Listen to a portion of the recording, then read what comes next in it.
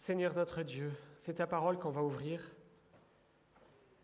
Alors Seigneur, ouvre nos cœurs aussi, ouvre ma bouche. Tu connais toutes nos faiblesses, tu connais mes faiblesses. Seigneur, tu connais toutes les fois où on comprend bien avec notre intelligence, mais où on ne met pas en pratique. Tu connais les fois où simplement on n'a pas compris ce que tu veux dire. Seigneur, éclaire-nous. Éclaire-nous et change nos vies, Seigneur. Change ma vie. Amen.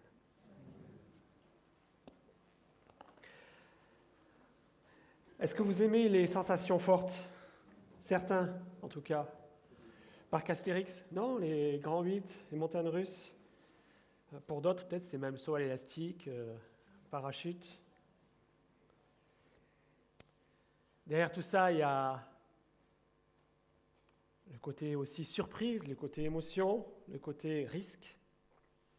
Et dans la Bible, on sait que le risque, dans une certaine mesure, il nous est dit de ne pas tenter Dieu. C'est pas non plus jouer au héros de dire je prends des risques pour Dieu. En fait, pour Dieu, c'est moi le sauveur de Dieu, quoi. Non, c'est le contraire, c'est Dieu qui nous sauve. Ça serait de l'orgueil. Mais le risque que Dieu nous utilise de la façon que nous n'attendons pas. Le risque que Dieu nous utilise d'une façon que nous n'attendons pas. Peut-être que nous n'avons pas imaginé, peut-être que nous n'avons pas souhaité. Dans son temps, et malgré ce que nous sommes, malgré nos faiblesses. Mais tout ça, ça sous-entend pas mal de choses.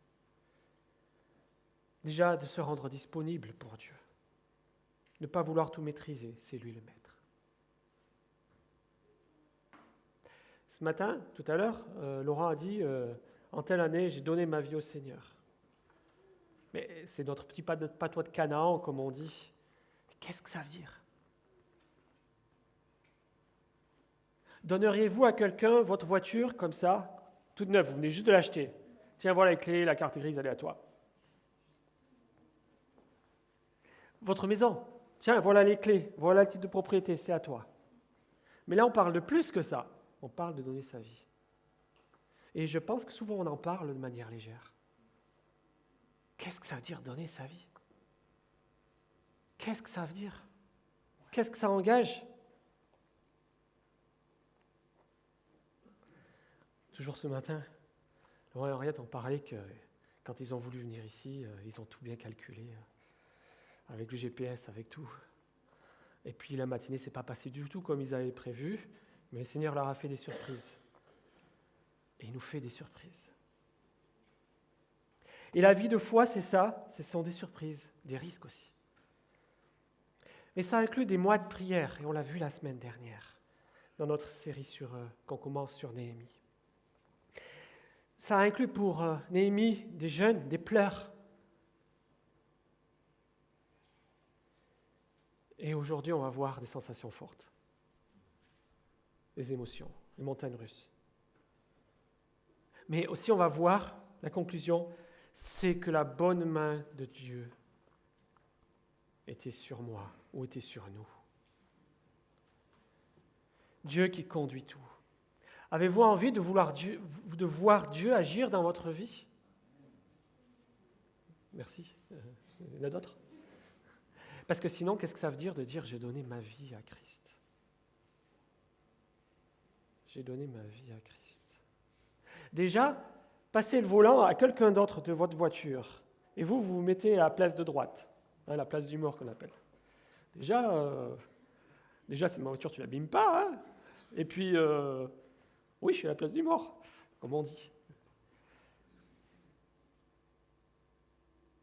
Donner sa vie à Christ. Donc, vous pouvez déjà ouvrir dans Néhémie vos Bibles.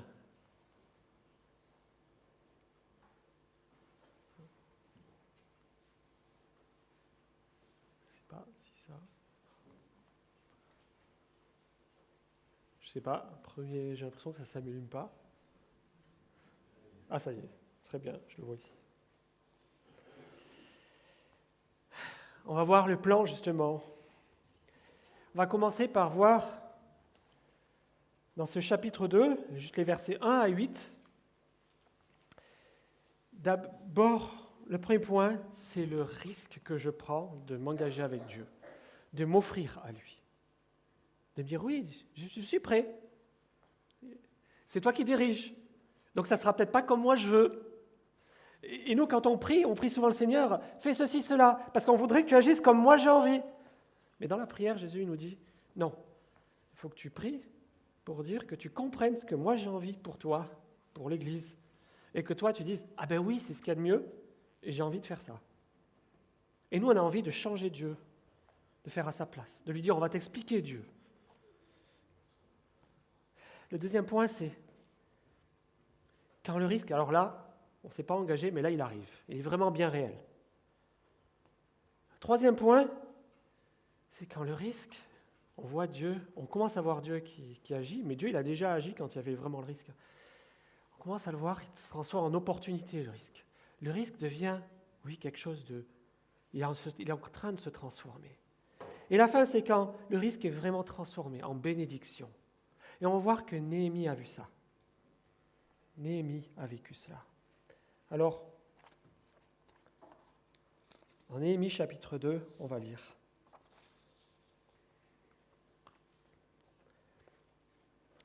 Je commence au verset 11 du chapitre 1, parce qu'évidemment, il y a un lien entre les deux chapitres. « Ah Seigneur, que ton oreille soit attentive à la prière de ton serviteur et à la prière de tes serviteurs qui veulent craindre ton nom. Donne aujourd'hui du succès à ton serviteur. Fais-lui trouver grâce devant cet homme, le roi Artaxerxès. » J'étais alors échanson du roi. Verset 1. Au mois de Nissan, la 20e année du roi Artaxerxès, comme le vin était près de lui, je pris le vin et je l'offris au roi.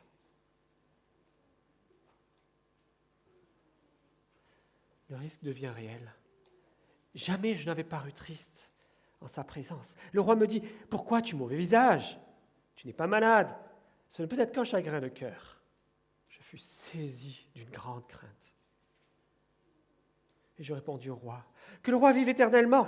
Comment n'aurais-je pas mauvais visage lorsque la ville où les sépulcres de mes pères est détruite et que ses portes sont consumées par le feu? » Et voilà que le risque laisse place à l'opportunité. Verset 4, le roi me dit, « Que me demandes-tu » Je priai le Dieu des cieux et je répondis au roi, « Si le roi le trouve bon, et si son serviteur lui est agréable, envoie-moi en Juda, vers la ville, il ne dit pas le nom, la ville des sépulcres de mes pères, pour que je la rebâtisse. » Le roi auprès duquel la reine était assise me dit alors, « Combien ton voyage durera-t-il?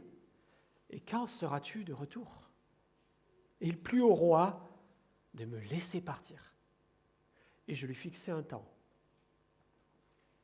Et le risque se transforme en bénédiction. Puis je dis au roi, « Si le roi le trouve bon, qu'on me donne aussi des lettres pour les gouverneurs de l'autre côté du fleuve, afin qu'ils me laissent passer et entrer en Juda. Et aussi une lettre pour Asaph, le garde forestier du roi, afin qu'il me fournisse du bois de charpente pour les portes de la citadelle, près de la maison, pour la muraille de la ville et pour la maison que j'occuperai. » Le roi me donna ces lettres, car la bonne main de mon Dieu était sur moi. «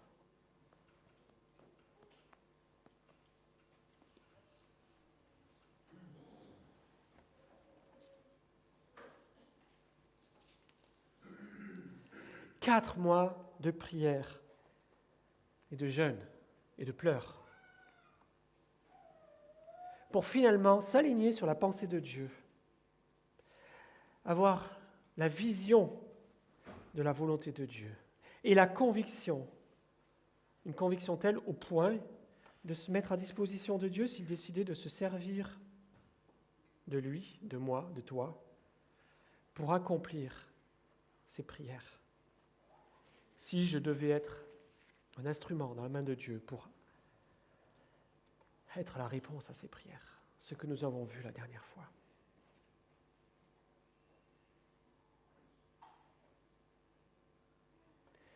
Oui, Néhémie pour résumer ce qu'on a vu la dernière fois, a été transformé par ce temps de prière.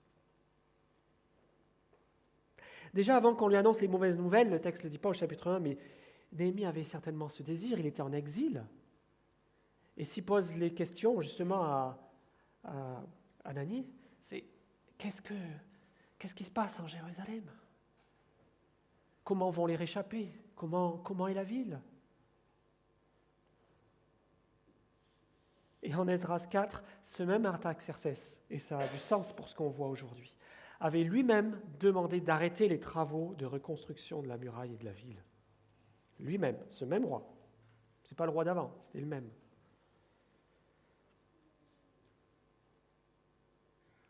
Donc c'est encore plus dur d'aller lui demander de faire une grâce pour cette ville-là. Et quand il attend ces mauvaises nouvelles, il est effondré, il est triste.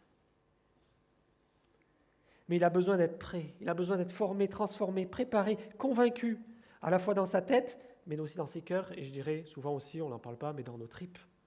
Il y a des passages de la Bible qui en parlent, ça dépend des traductions. Et souvent, on le sait, il y a beaucoup de choses qui nous tiennent aux tripes.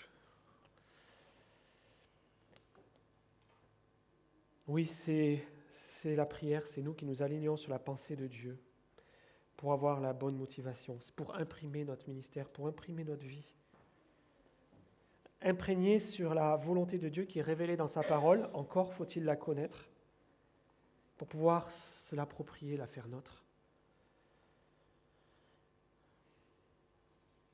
Et prier Dieu de nous donner de la sagesse, comme il est dit dans Jacques, chapitre 1. De la foi, mais aussi de la patience, parce qu'il a fallu qu'il attende 4 mois, du courage et de la hardiesse. Et même au début, il ne savait pas que ça durerait 4 mois. Et à la fin, on est prêt à faire la volonté de Dieu, même si ça coûte. Parce que ça coûte tout le temps. Pas par orgueil ou par légèreté, je fais la volonté de Dieu, je suis prêt à la faire. Non, mais plutôt de consécration, d'être prêt au sacrifice. Comme Jésus le dit, de porter notre croix. Si quelqu'un veut être mon disciple, qu'il prenne sa croix. Peut-être un des versets difficiles à comprendre. Parce que, enfin moi en tout cas, je vais dire, oh mais ça c'est un passage compliqué, porter sa croix, c'est un paragraphe compliqué dans l'Évangile. Ça doit être pour des chrétiens, pour des missionnaires, pour certains chrétiens. Non, si vous lisez bien le passage, il dit, si quelqu'un veut être mon disciple, qu'il prenne sa croix et me suive. C'est pas si quelqu'un veut être un super chrétien spirituel, non, c'est si quelqu'un veut être mon disciple. Donc si quelqu'un veut être, et dit qu'il est chrétien, et qu'il ne veut pas porter la croix, sa croix, pas la croix de Jésus, mais sa propre croix que j'ai, il y a un truc qu'on n'a pas compris. Et c'est la différence entre le christianisme à l'eau de rose et puis ce que dit la Bible, ce que dit Jésus lui-même.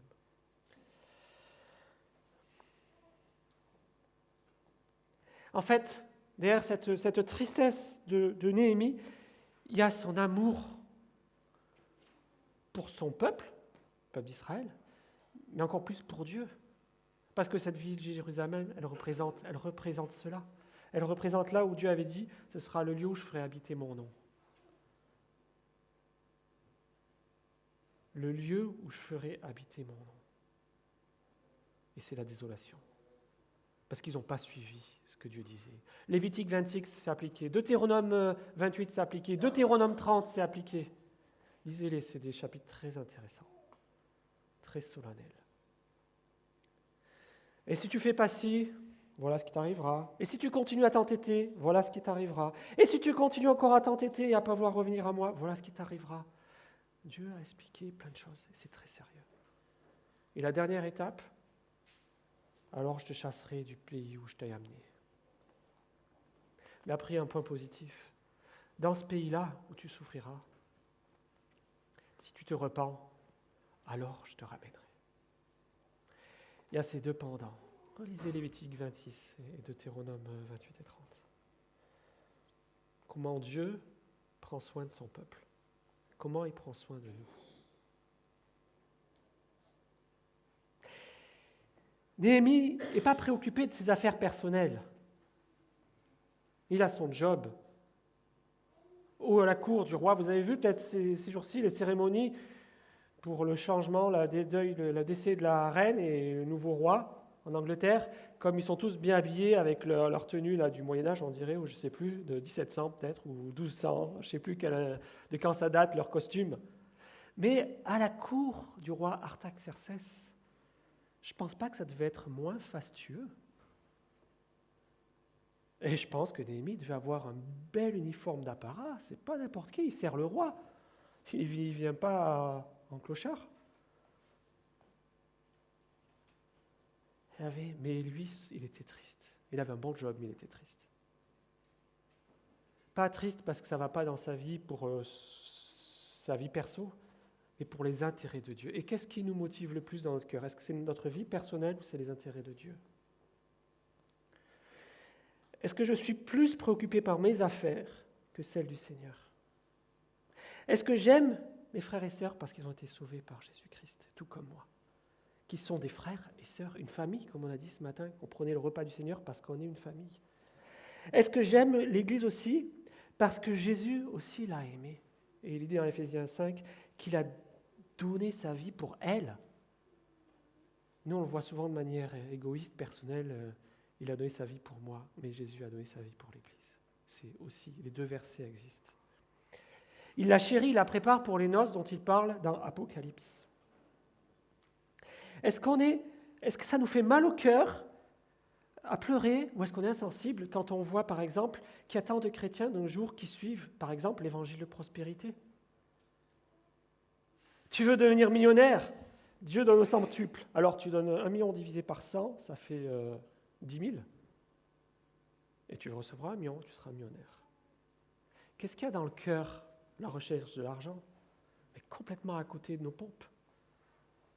Néhémie ne cherche pas ça. Il a déjà tout.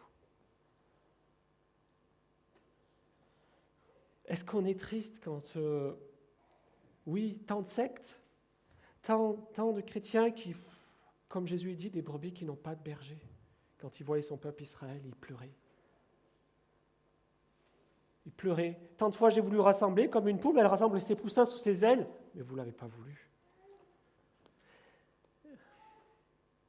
Lui, le Seigneur, qui dit qu'il n'éteint pas le lumignon, la petite bougie qui fume encore, qui a 2 doigts de s'éteindre. Mais il ne souffle pas dessus. Il en prend soin, il essaie de faire qu'elle se rallume. Est-ce qu'on a à cœur l'intérêt du Seigneur? Et c'est tout ce qui va motiver Néhémie. Tant de proies faciles. Emporté par tout vent de doctrine, nous dit la Bible, si on n'est pas dans Éphésiens, si on n'est pas solide dans la Bible. Influencé dans le monde aujourd'hui, nous sommes tant dans l'Église où des choses qui, il y a peut-être 10 ans, on aurait dit « Ah, c'est choquant ». Maintenant, dans les églises même, vous savez mieux que moi. Il y a des choses, des lois où on trouve « Si, finalement, c'est bien ». On est tous influencés. Est-ce que ça nous touche? Pas pour jouer les fiers en disant « Moi, je ne suis pas d'accord », parce que c'est facile de dire qu'on n'est jamais d'accord, de se rebeller, mais de dire « Et moi, et mes enfants, comment ils seront dans 10 ans? Est-ce que moi aussi, je ne vais pas me laisser influencer? Et dans 10 ans, qu'est-ce que je serai? Et mes enfants, qu'est-ce qu'ils seront? » Et le nouveau bâtiment qu'on construit, si on avait un film qu'on pouvait voir l'Église dans 50 ans, comment elle sera? Est-ce qu'on veut que ce soit une Église qui soit devenue libérale dans 50 ans? Elle se prépare maintenant. Hein. Ou est-ce qu'on veut une Église qui soit plus spirituelle qu'aujourd'hui?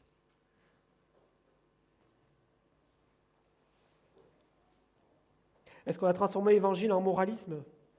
Oublier la grâce de Dieu, oublier de prêcher aussi la repentance. Quand le sel a perdu sa saveur, avec quoi on donne du goût? Y aura-t-il encore de la foi sur la terre quand Jésus reviendra? Néhémie avait encore du sel, il a intercédé pour Jérusalem. Comme Paul qui dit que par-dessus tout, il est assiégé dans 2 Corinthiens 11, tous les jours, par la sollicitude pour les églises, il prie pour les églises. Néhémie devient un leader, va devenir un leader. Conscient de ce que Dieu lui a révélé et humble. Un leader formé par la parole de Dieu et la prière. Et comme Jésus l'a dit, que celui qui dirige soit comme celui qui sert. Jérémie n'a pas cherché à s'imposer. Néhémie ici n'a pas cherché à s'imposer pour être un leader. Mais c'est dans la discussion qui va suivre avec le roi où naturellement, il devient naturellement le leader de ceux qui vont retourner à Jérusalem. Naturellement. Il n'a rien demandé. Il n'a pas demandé « je veux être à la tête de la troupe qui va retourner là-bas ». Disponible, prêt à prendre des risques. Et dans sa prière, le dernier passage d'aujourd'hui, on voit, il est dit « donne aujourd'hui du succès à ton serviteur ». Alors je sais que dans la traduction second 21, il n'y a pas le mot « aujourd'hui ». Dans toutes les autres traductions, il y a le mot « aujourd'hui ». Sans doute que chaque jour, il devait faire cette prière « réponds aujourd'hui à ma prière ». Et alors, oui, à ce mois de Nisan, la 20e année du roi Artaxerxès, c'est le temps où Dieu a répondu à sa prière. C'est le aujourd'hui. Le psaume 5, 3 nous dit « Le matin, je prie devant toi, je mets ma prière devant toi et j'attends la réponse. » Et moi, je me dis, si souvent je prie le matin, et 1 heure après, j'ai oublié ce que j'ai demandé à Dieu. Je ne sais pas vous si ça vous arrive. Et je me dis, est-ce que je le désire vraiment ? Comment je veux que Dieu réponde à ces prières-là, si même moi je les oublie ? Il faut être honnête. Donc là, c'est le jour J.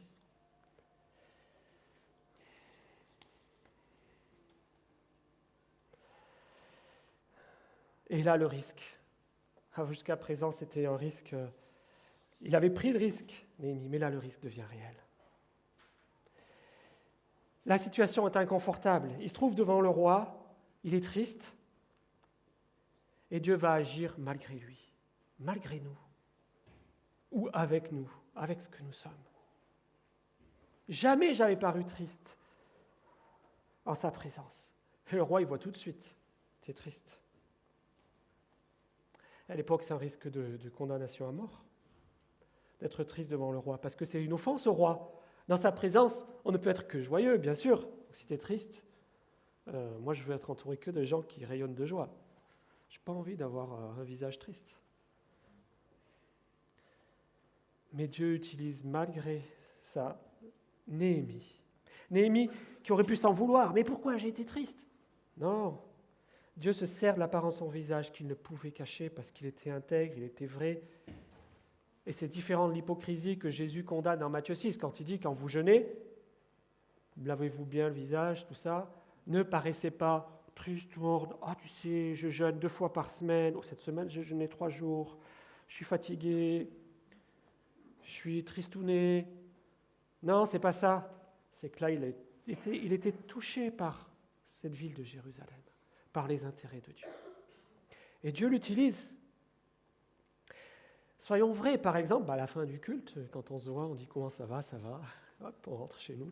En fait, ça va peut-être pas du tout, mais on a dit ça va.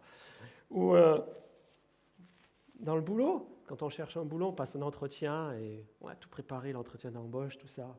Vous savez, la meilleure préparation, c'est d'être vrai, d'être soi-même, d'être pas quelqu'un d'autre de celui qu'on essaye pour le boulot. Et il a vraiment une grande crainte, il est humain, il n'a pas une super foi de « non, moi, même pas peur ». Devant le roi, non, mais il me dit que je suis triste, non, mais même pas peur. Non. C'est pas ça, manquer de foi. Il a la foi, on a le droit d'avoir peur. La foi, c'est malgré nos peurs d'avancer. C'est ça, la foi. La foi, c'est pas dire « non, j'ai même pas peur ».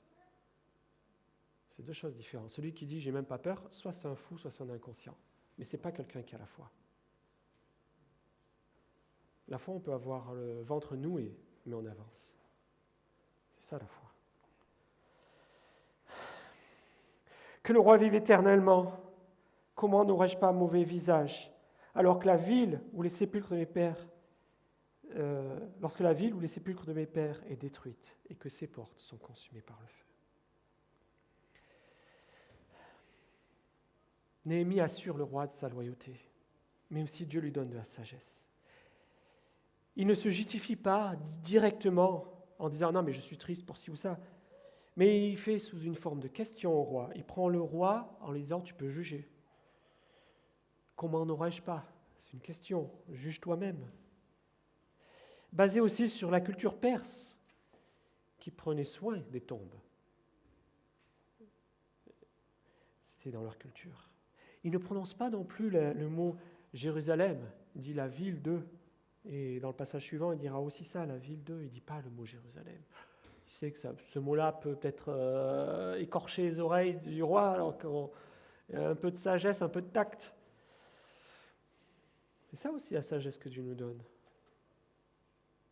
Ce même roi, comme je l'ai dit, c'est lui qui avait décidé d'arrêter les constructions de la ville parce qu'il y avait eu des lettres dans Néhémie 4 qui étaient arrivées au roi et il avait dit « Bon, j'écris, voilà, et vous leur dites d'arrêter tout. » Néhémie n'est pas un conspirateur ni un possible traître ou quelqu'un mal dans sa peau qui va lui jouer un mauvais tour. Pourtant, il est comme dans ses gardes du corps. C'est celui qui prend soin de sa boisson pour voir qu'il n'y a pas de poison. Nous, en tant que chrétiens, il nous est demandé d'être toujours joyeux. Vous savez. Alors, on peut se mettre en élastique pour avoir le sourire évangélique, mais on voit qu'il était triste, Néhémie.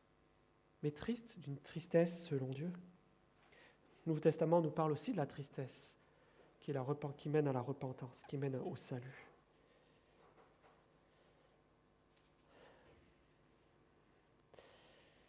Alors, ce risque bien réel, Néhémie le désamorce. Et il laisse place maintenant à une opportunité. Le roi, et c'est malgré le roi dit « Que me demandes-tu?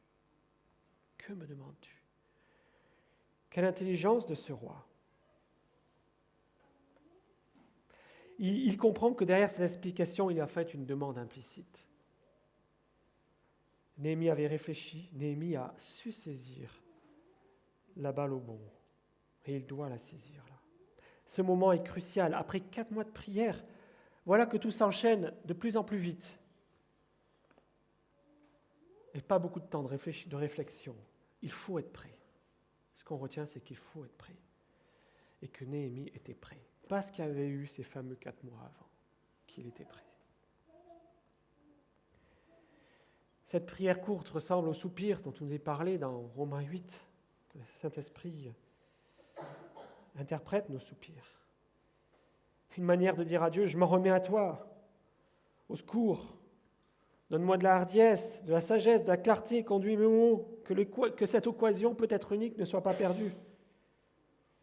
Il veut rester dépendant de Dieu. Et Néhémie ouvre son cœur au roi.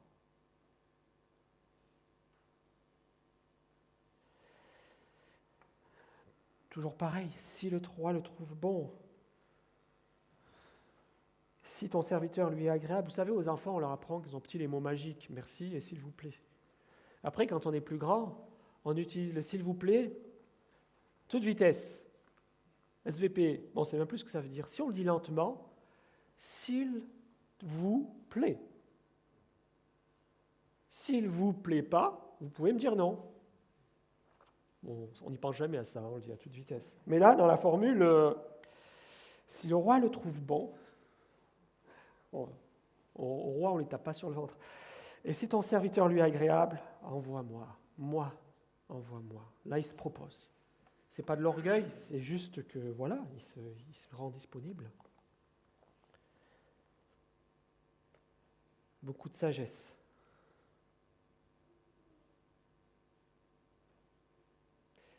Qui est-il, lui? Peut-être que 4 mois auparavant, il n'aurait peut-être même pas dit qu'il serait proposé de lui y aller en tant que leader. Mais là, la manière dont il le dit, quelque part, il se rend disponible et quelque part, finalement, il se propose comme leader.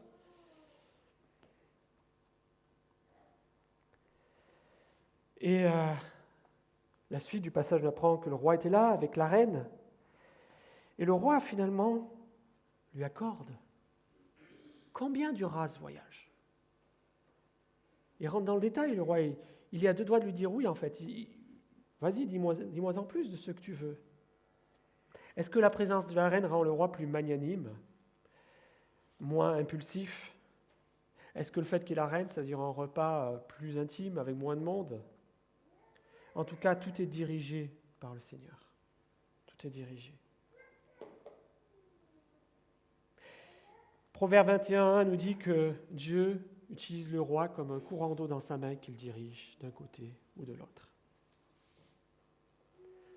À Pilate, Jésus a pu dire « Ton autorité, tu ne serais rien si elle n'était pas donnée de Dieu ».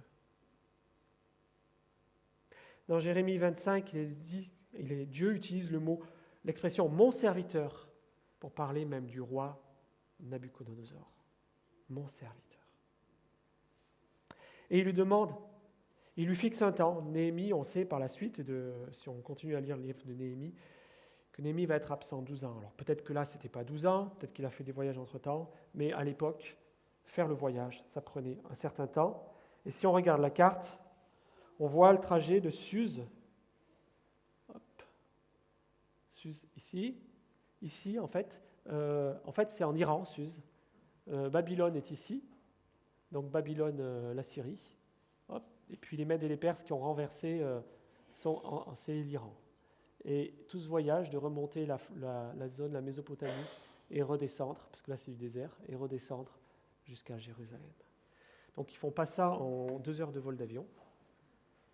Ça leur prend, je ne sais pas combien de mois, en tout cas plusieurs semaines, avec pas mal de risques. Ouais. Aujourd'hui, des fois, on s'amuse à faire du sport, du footing, tout ça, mais à l'époque, ils n'avaient pas besoin parce qu'ils utilisaient leurs jambes beaucoup plus. Et enfin, ce risque, après avoir eu une opportunité, maintenant est transformé en une bénédiction par Dieu. Si le roi le trouve bon, qu'on me donne des lettres pour les gouverneurs de l'autre côté du fleuve, afin qu'ils me laissent passer entrer en Juda, et une lettre pour Asaph, garde forestier du roi, afin qu'il me fournisse du bois de charpente pour les portes de la citadelle près de la maison, pour la muraille de la ville et pour la maison que j'occuperai. Le quasi-interrogatoire qu'il y avait au début s'est progressivement transformé en un échange, en une discussion apaisée, constructive. Néhémie et finalement devient l'envoyé du roi, Artaxerxès. C'est plus lui qui dit je pars. Non, il n'a pas pris un congé sabbatique. D'abord, on ne part pas comme ça du roi, parce que il dit t'es pas là, il faut être au poste à l'heure. Mais Néhémie a osé prendre ici l'initiative dans la discussion, de lui dire par ailleurs, j'aurais besoin de ci, ça, ça et ça. On le sait, quand on construit par exemple un nouveau bâtiment, il y a besoin du terrain, des permis de construire, des autorisations de ci et de là, des pompiers, des sécurités, il y a besoin de finances, il y a besoin de garanties, il y a besoin de compétences, il y a besoin de matériaux, là du bois. Et là, il dit pareil, on voit qu'il a réfléchi, il est là devant le roi, il n'a pas dit « Attends, je vais réfléchir, me renseigner ». Non, il avait eu 4 mois avant, pendant 4 mois, son prière et son jeûne. En fait, ça s'est construit dans cette... Dieu l'a préparé. Et quand il arrive devant le roi, il n'arrive pas... ça serait bien parce que tu vois, Jérusalem, ça ne va pas là-bas. Enfin non, il ne faut pas dire Jérusalem. Attends, non, il a calculé, il était imprégné de son projet, de ce qui lui tenait à cœur. Et devant le roi, il dit, attends, c'est Asaph, il faut une lettre pour Asaph. Il lui donne le nom. Et puis les gouverneurs de l'autre côté du fleuve, parce que je sais que dans le passé, justement, là, on a des ennemis là-bas qui essaient d'envoyer des lettres dans tous les sens pour arrêter les travaux, donc j'ai besoin de ci, ça, ça et ça. Un chef de projet. Voilà, planning, ressources, support administratif. Il n'y a pas l'informatique à l'époque. Voilà, mais il fait ça, c'est normal. Et pour l'Église, c'est pareil. Je parlais du bâtiment, le bâtiment n'est qu'un outil, mais il y a aussi tout ce qui est enseignement, visite, prière communautaire, groupe de maison, tout ce qui est... etc. Le roi lui accorde tout. Néhémie ne dit pas « Est-ce que j'ai été bon, Yes !» Non, il a eu peur. Et il a pleuré tant de moi.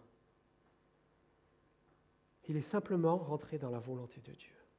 Et il n'oublie pas de rendre grâce à Dieu. le roi me donna ses lettres, et le bois sans doute et tout le reste. Et même, on verra plus loin, une escorte. Car la bonne main de mon Dieu était sur moi. Prions.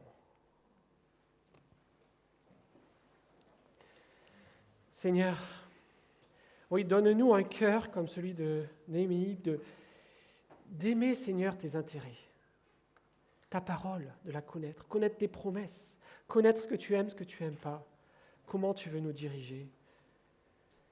Seigneur, donne-nous d'être disponibles aussi, que ce soit pour des services, Seigneur, que ce soit pour aimer concrètement nos frères et sœurs, matériellement, que ce soit pour servir dans l'Église.